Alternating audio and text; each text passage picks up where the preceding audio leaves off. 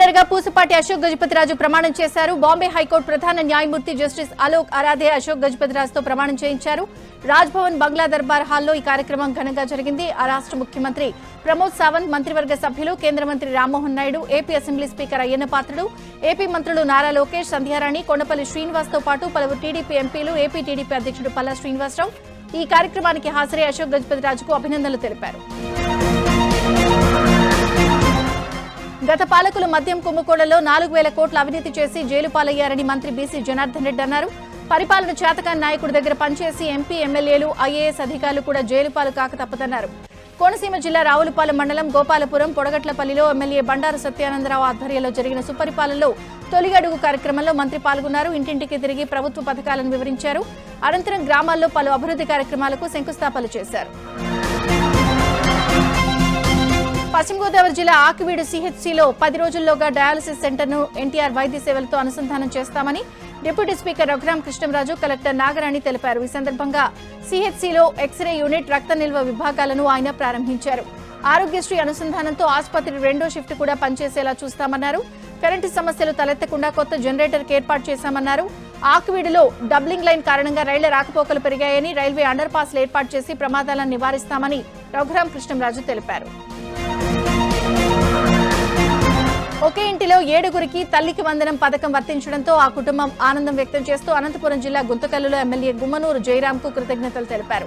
Guntakal municipality పరిధిలోని 10, 12 వార్డులతో సుపరిపాలన తొలి అడుగు కార్యక్రమంలో పాల్గొన్న ఎమ్మెల్యే ఇంటికి తిరిగి ప్రభుత్వ పథకాల గురించి ప్రజలకు వివరించారు. ఈ సందర్భంగా శివమ్మ అనే మహిళ ఇంటిలో తల్లికి వందనం పథకం కింద 7గురికి డబ్బులొచ్చాయని ఎమ్మెల్యే ఎదుట ఆనందం వ్యక్తం చేసింది. కోవూరు మాజీ ఎమ్మెల్యే నలపరెడ్డి ప్రసన్నకుమార్ రెడ్డి, ఎమ్మెల్యే వేమిరెడ్డి ప్రశాంత్ రెడ్డిపై చేసిన అనుచిత వ్యాఖ్యల కేసులో 3 పోలీసులు విచారించారు. ప్రసన్న అనుచరులు వైసీపీ నేతలు అతిపల్లి అనూప్ రెడ్డి, పచ్చిపాల రాధాకృష్ణారెడ్డి, నీలపురెడ్డి ప్రసాద్ రెడ్డిని 3 గంటల పాటు విచారించినట్లు సీఐ సుధాకర్ రెడ్డి తెలిపారు. 38 ప్రశ్నలకు లిఖితపూర్వక సమాధానాలు తీసుకున్నామన్నారు. మాజీ మంత్రి అనిల్ కుమార్ యాదవ్ వీరి చలపతి విచారణకు హాజరు కాలేదు. విజయవాడ పంజా సెంటర్లో తృప్తి క్యాంటీన్లు ప్రారంభమయ్యాయి. తృప్తి క్యాంటీన్లలో డ్వాక్రా మహిళలు రుచికరమైన ఆహారం తయారు చేస్తున్నారు.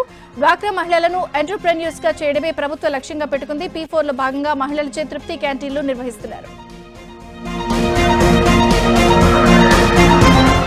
రాజమండ్రి సెంట్రల్ జైల్లో రిమాండ్లో ఉన్న వైసీపీ ఎంపీ మిథున్ రెడ్డితో కుటుంబ సభ్యులు ములాఖాత్ అయ్యారు. ఇవాళ మిథున్ రెడ్డి సతీమణి, కుమారుడు ములాఖాత్ అయ్యారు.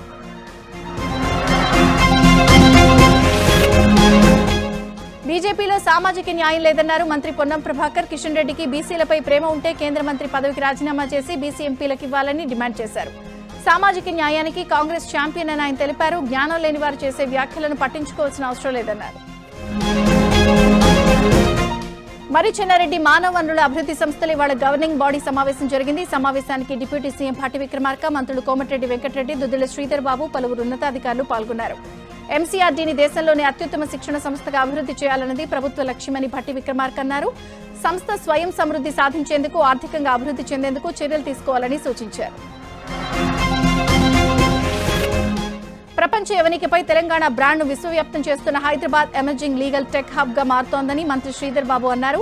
నోవాటెల్ హెచ్ఐసిసిలో లెక్స్ విట్నెస్ ఆధ్వర్యంలో నిర్వహించిన the grand master 2025 Hyderabad edition ముగింపు కార్యక్రమానికి మంత్రి ముఖ్య అతిథిగా హాజరయ్యారు. న్యాయవాదిగానే తన ప్రస్థానం మొదలైందని, అనుకోని పరిస్థితుల్లో రాజకీయాల్లోకి రావాల్సి వచ్చిందని అన్నారు. న్యాయవాదులు కేవలం కోర్టు అధికారులు మాత్రమే కాదని, సమానత్వాన్ని అందించే వాస్తు శిల్పులు, రాజ్యాంగం దేశ ప్రజలకు ప్రసాదించిన హక్కులకు సంరక్షకులని మంత్రి కొనియాడారు.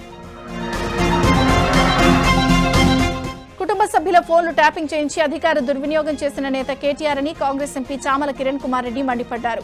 ఎన్నికల సమయంలో బీఆర్ఎస్ కు ఓటు వేయకపోతే చస్తానంటూ బ్లాక్మెయిల్ చేసిన కౌశిక్ రెడ్డి ఏకంగా సీఎం రేవంత్ రెడ్డి గురించి మాట్లాడుతున్నాడని ఆగ్రహం వ్యక్తం చేశారు. ఫోన్ ట్యాపింగ్ వ్యవహారంలో మొత్తం 16 మంది హీరోయిన్ల ఫోన్లను ట్యాపింగ్ చేయించారు అనే ఆరోపణలున్నాయని, సీఎం రేవంత్ ను తిడితే ఫేమస్ అవుతామని కొందరు మీడియా ముందుకొస్తున్నారని చామల విమర్శించారు.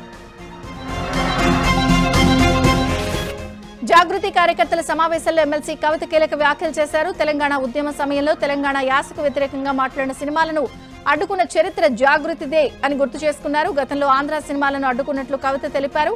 తెలంగాణ సమాజం కోసం జాగృతి నిరంతరం పనిచేస్తుందని కవిత స్పష్టం చేశారు. యాదాద్రి భువనగిరి జిల్లాలోని బీజేపీ సీనియర్ నేత పోతంశెట్టి రవీందర్ను హర్యానా మాజీ గవర్నర్ బండారు దత్తాత్రేయ కలిశారు. రవీందర్ రెడ్డి ఇంటికి వెళ్లిన దత్తాత్రేయ ఆయన రాసిన ప్రజల కథ నా ఆత్మకథే అనే పుస్తకాలను అందజేశారు. ఉచితాలు అనేది మనుషులకు మంచిది కాదని, అందుకే నా ఆత్మకథ పుస్తకాలను ఉచితంగా ఇవ్వటం లేదని దత్తాత్రేయ అన్నారు. నా ఆత్మకథ ద్వారా ప్రజల ప్రేరణ పొందాలనే ఉద్దేశంతో ఈ పుస్తకం రాశానని చెప్పారు. పదవులు వచ్చిపోయేవని, మానవ సంబంధాలు ప్రేమ ఎప్పటికీ ఉంటాయని అన్నారు. కేసీఆర్ విజనరీ నాయకుడని బీఆర్ఎస్ నేత హరీష్ రావు అన్నారు. రేవంత్ లాగా కేసీఆర్ కక్షపూరిత రాజకీయాలు చేయలేదన్నారు. రేవంత్ పాలనలో నీళ్లు ఆంధ్రాకు, నిధులు ఢిల్లీకి వెళ్తున్నాయన్నారు. ప్రజలకు వాస్తవాలు చెప్పాల్సిన బాధ్యత అందరిపైన ఉందని, కృష్ణా గోదావరి జలాల్లో వాటాను కాపాడుకోవాలని పిలుపునిచ్చారు. గురు శిష్యులు కలిసి తెలంగాణకు చేస్తున్న అన్యాయాన్ని ప్రజలకు వివరిస్తామన్నారు. అవసరమైతే బీఆర్ఎస్ తరపున సుప్రీంకోర్టుకు వెళ్తామని హరీష్ రావు తెలిపారు. బీఆర్ఎస్ ఎమ్మెల్యే కౌశిక్ రెడ్డి వ్యాఖ్యలపై కాంగ్రెస్ శ్రేణులు తీవ్ర ఆగ్రహం వ్యక్తం చేస్తున్నాయి. సీఎం రేవంత్ రెడ్డిపై నిరాధారమైన ఆరోపణలు చేశారని ఆర్యవైశ్య కార్పొరేషన్ చైర్మన్ కల్వ సుజాత పోలీసులకు ఫిర్యాదు చేశారు. మరోవైపు కరీంనగర్ జిల్లా హుజూరాబాద్ లో కూడా కౌశిక్ రెడ్డిపై కాంగ్రెస్ కార్యకర్తలు పోలీసులకు ఫిర్యాదు చేశారు. కౌశిక్ రెడ్డి దిష్టి బొమ్మను దహనం చేసి ఆయనకు వ్యతిరేకంగా నినాదాలు చేశారు. రాబోయే స్థానిక సంస్థల ఎన్నికల్లో ఉమ్మడి పాలమూరు జిల్లాలో బీజేపీ జెండా ఎగరవేస్తామని ఆ పార్టీ రాష్ట్ర అధ్యక్షుడు రామచంద్రరావు అన్నారు. అధ్యక్షుడిగా పదవి బాధ్యతలు చేపట్టిన తర్వాత తొలిసారిగా ఆయన మహబూబ్ నగర్ కు వచ్చారు. ఆయనకు కార్యకర్తలు ఘనంగా స్వాగతం పలికారు. జిల్లాలో బీజేపీ పటిష్టంగా ఉందని, ఖచ్చితంగా విజయం సాధిస్తామని రామచంద్రరావు ధీమా వ్యక్తం చేశారు. మహబూబాబాద్ జిల్లా మరిపేడ మున్సిపల్ కేంద్రంలో ప్రభుత్వ విప్ రామచంద్ర నాయక్ శ్రమదానం చేశారు. బస్టాండ్ ఆవరణం అపరిశుభ్రంగా ఉండడంతో కాంగ్రెస్ కార్యకర్తలతో కలిసి చెత్తను తొలగించారు. కాంగ్రెస్ కార్యకర్తలు తమ గ్రామాల్లో స్వచ్ఛందంగా పరిసరాలను శుభ్రం చేసుకునే కార్యక్రమాలు చేపట్టాలని ఆయన సూచించారు. రాజేంద్రనగర్ జీహెచ్ఎంసీ సర్కిల్ కార్యాలయంలో ఏసీబీ అధికారులు తనిఖీలు నిర్వహించారు. హోటల్ యజమాని నుంచి 2 లక్షల రూపాయల లంచం తీసుకుంటూ డిప్యూటీ కమిషనర్ రవికుమార్ పట్టుబడ్డారు. రవికుమార్ కారుతో పాటు వనస్థలిపురంలోని ఆయన నివాసంలో ఏసీబీ అధికారులు సోదాలు నిర్వహించారు. హోటల్ యజమానులను భయపెట్టించి లంచాలు డిమాండ్ చేస్తూ ఉండడంతో వలపన్ని పట్టుకున్నట్లు ఏసీబీ డీఎస్పీ శ్రీనివాస్ రెడ్డి తెలిపారు. అనంతపురం జిల్లా బుక్కరాయి సముద్ర మండల కేంద్రంలో ఉపాధి హామీ ఫీల్డ్ అసిస్టెంట్ల మధ్య ఘర్షణ జరిగింది. ఒకరిపై ఒకరు దాడులు చేసుకున్నారు. సింగనమల నియోజకవర్గ 2మెన్ కమిటీ సభ్యులు ఎంపీ అంబికా లక్ష్మీనారాయణ, ఎమ్మెల్యే బండారు శ్రావణిశ్రీ వర్గాల ఫీల్డ్ అసిస్టెంట్ల మధ్య ఘర్షణ జరిగింది. ఉపాధి హామీ పని విషయంలో ఇరు వర్గాల మధ్య మాటామాటా పెరిగి ఒకరిపై ఒకరు దాడులు చేసుకున్నారు. తమపై ఉద్దేశపూర్వకంగానే దాడి చేశారంటూ మరో వర్గం ఫీల్డ్ అసిస్టెంట్లు ఉపాధి కూలీలతో కలిసి రోడ్డుపై బైఠాయించారు. పోలీసుల జోక్యంతో వివాదం సద్దుమణిగింది. పెద్దపల్లి జిల్లా గోదావరిఖని ప్రభుత్వ జనరల్ ఆసుపత్రిలో రోగుల నుంచి డబ్బులు వసూలు చేస్తున్న 2 అవుట్సోర్సింగ్ సిబ్బందిపై జిల్లా కలెక్టర్ కోయి శ్రీహర్ష వేటు వేశారు. ఉద్యోగం నుంచి వారిని తొలగించారు. ఆసుపత్రిని ఆకస్మికంగా తనిఖీ చేసిన కలెక్టర్ కు రోగులు ఫిర్యాదు చేశారు. బెడ్షీట్లు మార్చినందుకు డబ్బులు డిమాండ్ చేసిన హనుమంతు, లావణ్యను నిధుల నుంచి తొలగించాలని ఆదేశాలు జారీ చేశారు. నిరుపేదల నుండి ఎవరైనా డబ్బులు వసూళ్లకు పాల్పడితే ఊరుకునేది లేదని, అవసరమైతే ఏజెన్సీని రద్దు చేస్తామని కలెక్టర్ హెచ్చరించారు. అనంతపురం జిల్లాలోని ప్రసిద్ధ పుణ్యక్షేత్రమైన పెన్నహోబిలం లక్ష్మీ నరసింహస్వామి ఆలయ భూములు కొన్నేళ్లుగా కొందరు చేతులు చిక్కుకున్నాయి. సొంత భూములు ఉన్నా సరే కొందరు నామమాత్రపు కౌలు చెల్లిస్తూ ఆలయ భూమిని కొన్నేళ్లుగా అనుభవిస్తున్నారు. ఆలయ భూములను బహిరంగ వేలం చేస్తామని ఏడాది కాలంగా అధికారులు చెప్తున్నా అవి కార్యరూపం దాల్చడం లేదు. ఆ భూములను అర్హులైన పేద కౌలు రైతులకు సాగు చేసుకునే అవకాశం కల్పించాలని రైతు సంఘం నాయకులు డిమాండ్ చేస్తున్నారు. దేవాలయ భూముల బహిరంగ వేలం నిర్వహించడానికి త్వరలోనే చర్యలు తీసుకుంటామని ఆలయ ఏవో రమేష్ బాబు తెలిపారు. ఖమ్మం జిల్లా కొణిజర్లలో పోడు వివాదం నెలకొంది. గబ్బగుర్తి పంచాయతీ ఎల్లన్న నగర్లో పోడు భూమిలో రైతులు సాగు చేసిన పత్తి మొక్కలను ఫారెస్ట్ సిబ్బంది పీక్ పడేశారు. దీంతో అటవీశాఖ అధికారులతో వాగ్వివాదానికి దిగారు. పోడు భూమిలో పంటలు సాగు చేస్తే కఠిన చర్యలు తప్పవని, కేసులు నమోదు చేస్తామని ఫారెస్ట్ సిబ్బంది హెచ్చరించారు. పోడు భూముల్లో పంట సాగు చేసిన రైతులపై ఫారెస్ట్ సిబ్బంది కొణిజర్ల పోలీస్ స్టేషన్లో ఫిర్యాదు చేశారు. అనంతపురం జిల్లా కళ్యాణదుర్గం కేంద్రంగా కార్యకలాపాలు నిర్వహిస్తున్న Sahara India Parivar bank board తిప్పేసింది. చిరు వ్యాపారులను నమ్మించి నిండా ముంచేసి కోట్లకు కుచ్చుటోపి పెట్టింది. ఫిక్స్డ్ డిపాజిట్లతో పాటు పేద ప్రజల నుంచి రోజు వారం నెల రోజుల వారీగా డబ్బులు వసూలు చేసి ఇక్కడ పనిచేసే 2 ఉద్యోగులు పరారైన ఉదంతం ఆలస్యంగా వెలుగులోకి వచ్చింది. మోసపోయిన బాధితులు కళ్యాణదుర్గం సీఐ యువరాజును కలిసి ఫిర్యాదు చేశారు. 5 ఏళ్లు ఫిక్స్డ్ డిపాజిట్ చేస్తే రెట్టింపు మొత్తాన్ని ఇస్తామని బ్యాంక్ సిబ్బంది నమ్మించి పొదుపు చేసిన 10 కోట్లతో బోర్డు తిప్పేశారు. బాధితుల ఫిర్యాదుతో పోలీసులు విచారణ చేపట్టారు. రంగారెడ్డి జిల్లా మహేశ్వరం మండలం రెవెన్యూ కార్యాలయం శిథిలావస్థకు చేరింది. దాంతో అక్కడ నిధులు విధులు నిర్వహించాలి అంటే సిబ్బందే కాదు అధికారులు భయంతో కాలం గడుపుతున్నారు. ఎప్పుడేం జరుగుతుందోనని బిక్కుబిక్కుమంటూ విధులు నిర్వహిస్తున్నారు. పైకప్పు ఎప్పుడు ఊడిపోతుందనే భయంతో సిబ్బంది పనిచేస్తున్నారు. ఈ కార్యాలయంలో కనీస మౌలిక వసతులు కూడా లేవని సిబ్బంది చెప్తున్నారు. నిత్యం ఇక్కడ కోట్ల రూపాయల విలువైన భూములకు సంబంధించి రిజిస్ట్రేషన్లు జరుగుతూ ఉంటాయని, అయినా ఎవరూ పట్టించుకోవడం లేదని సిబ్బంది వాపోతున్నారు. సూర్యాపేటలో మరోసారి అక్రమ లింగ నిర్ధారణ పరీక్షల వ్యవహారం గుట్టురట్టయింది. జిల్లా వైద్యాధిశాఖ అధికారులు పోలీసుల సాయంతో జరిపిన మెరుపు దాడిలో ఈ దందా బయటపడింది. స్థానిక చర్చ్ కాంపౌండ్ లో ఉన్న మహాగణపతి మెడికల్ స్టోర్ లో ఈ దందాకు తెరలేపారు. ఆకస్మికంగా దాడి చేయడంతో పోర్టబుల్ స్కానింగ్ మిషన్ ను వైద్యశాఖ అధికారులు గుర్తించారు. ఎలాంటి అనుమతులు లేకుండా స్కానింగ్లు తీస్తూ లింగ నిర్ధారణ పరీక్షలు చేస్తున్నట్టు అధికారులు గుర్తించారు. ఈ అక్రమాలకు పాల్పడుతున్న మెడికల్ షాప్ నిర్వాహకులు వేలాద్రి నగేష్లపై కేసు నమోదు చేశారు. నంద్యాల జిల్లా పాణ్యం గిరిజన పాఠశాల విద్యార్థులు అస్వస్థతకు గురయ్యారు. కలుషిత ఆహారం తిని 20 మంది విద్యార్థులు అస్వస్థతకు గురయ్యారు. వెంటనే విద్యార్థులను పాణ్యం పీహెచ్సీకి తరలించి చికిత్స అందిస్తున్నారు. ప్రస్తుతం విద్యార్థుల ఆరోగ్యం నిలకడగా ఉన్నట్లు విద్యాశాఖ అధికారులు తెలిపారు. సత్యసాయి జిల్లా నల్లచెరువు మండల పరిధిలో వెలిసిన శ్రీ పాలపాటి దిన్నే ఆంజనేయ స్వామి ఆలయంలో శ్రావణ మాసం మొదటి వారం సందర్భంగా ప్రత్యేక పూజలు నిర్వహించారు. ఆలయ అర్చకులు ఆంజనేయ స్వామి మూల విరాట్ కు ప్రత్యేక పుష్పాలతో అలంకరించి పూజలు చేశారు. ఆంజనేయ స్వామి దర్శనానికి ఏపీతో పాటు కర్ణాటకలోని వివిధ ప్రాంతాల నుండి వేలాదిగా భక్తులు తరలివచ్చి ప్రత్యేక పూజా కార్యక్రమాల్లో పాల్గొన్నారు. కదిరి డీఎస్పీ శివనారాయణ స్వామి ఆధ్వర్యంలో భక్తులకు అన్ని ఏర్పాట్లు, గట్టి బందోబస్తు ఏర్పాటు చేశారు. శేషాచలం అడవుల్లో వెలిసిన పాలకొండ రాయ ఆలయంలో శ్రావణ మాస ఉత్సవాలు ఘనంగా ప్రారంభమయ్యాయి. స్వామి అమ్మవార్లను ప్రత్యేకంగా అలంకరించి పూజలు నిర్వహించారు. ఉత్సవాలను జిల్లా నలుమూలల నుంచి వచ్చే భక్తుల కోసం ప్రత్యేక బస్సులు ఏర్పాటు చేశారు. కాలి నడకన వచ్చే భక్తులకు దారి పొడవునా మంచినీరు ఏర్పాటు చేశామని ఆలయ ఈవో శ్రీనివాసులు తెలిపారు. ఈ సందర్భంగా బాలాజీ చారిటబుల్ ట్రస్ట్ ఆధ్వర్యంలో భక్తులకు అన్నదాన కార్యక్రమం నిర్వహించారు. తెలుగు రాష్ట్రాల్లో శ్రావణ మాస శోభ సంతరించుకుంది. కడప జిల్లాలోని ఆలయాల్లో భక్తులు కిటకిటలాడుతున్నారు. ప్రముఖ పుణ్యక్షేత్రం గండి క్షేత్రంలోని వీరాంజనేయ స్వామి ఆలయానికి భక్తులు పోటెత్తారు. మొదటి శ్రావణ శనివారం కావడంతో ఆంజనేయ స్వామి దర్శించుకోవడానికి తెల్లవారుజాము నుండే భక్తులు క్యూ కట్టారు. ప్రత్యేక పుష్పాలంకరణలో ఆంజనేయ స్వామి భక్తులకు దర్శనమిస్తున్నారు. స్వామివారి మూల విరాట్ దర్శనం కల్పించకపోవడంతో కొందరు భక్తులు అసహనం వ్యక్తం చేస్తున్నారు. ఏలూరు జిల్లా జంగారెడ్డిగూడెంలో గోకుల తిరుమల పారిజాత గిరి ఆలయ గిరి ప్రదక్షిణ కార్యక్రమాన్ని శ్రీ త్రిదండి అహోబిల రామానుజ జీయర్ స్వామీజీ ప్రారంభించారు. నర్సాపురం మాజీ పార్లమెంట్ సభ్యుడు గోకరాజు గంగరాజు, చింతలపూడి ఎమ్మెల్యే సొంగ రోషన్ కుమార్ ఈ కార్యక్రమాన్ని ప్రారంభించారు. ఆలయ ప్రాంగణంలో జీయర్ స్వామీజీ వెంకటేశ్వర స్వామికి ప్రత్యేక పూజలు నిర్వహించారు. వేలాది మంది భక్తులు గోవిందనామ స్మరణలతో గిరి ప్రదక్షిణ మారుమోగింది. Australia council general Silai Zaki, MLA Sridhar, నటి నిరోష తిరుమల శ్రీనివాసుని దర్శించుకున్నారు. శ్రీవారి దర్శనార్థం కుటుంబ సభ్యులతో కలిసి తిరుమలకు చేరుకున్న వీరు వీఐపీ బ్రేక్ దర్శన ప్రారంభ సమయంలో శ్రీవారిని దర్శించుకున్నారు. దర్శన అనంతరం శ్రీవారి తీర్థ ప్రసాదాలను స్వీకరించారు. హోంమంత్రి అనిత తిరుమల శ్రీనివాసుని దర్శించుకున్నారు. శ్రీవారి దర్శనార్థం కుటుంబ సభ్యులతో కలిసి తిరుమలకు చేరుకున్న అనిత వీఐపీ బ్రేక్ ప్రారంభ దర్శన సమయంలో శ్రీవారిని దర్శించుకున్నారు. దర్శన అనంతరం రంగనాయకుల మండపంలో వేద పండితుల వేద ఆశీర్వచనం పలకగా ఆలయ అధికారులు స్వామివారి వస్త్రంతో సత్కరించి శ్రీవారి తీర్థ ప్రసాదాలను అందజేశారు.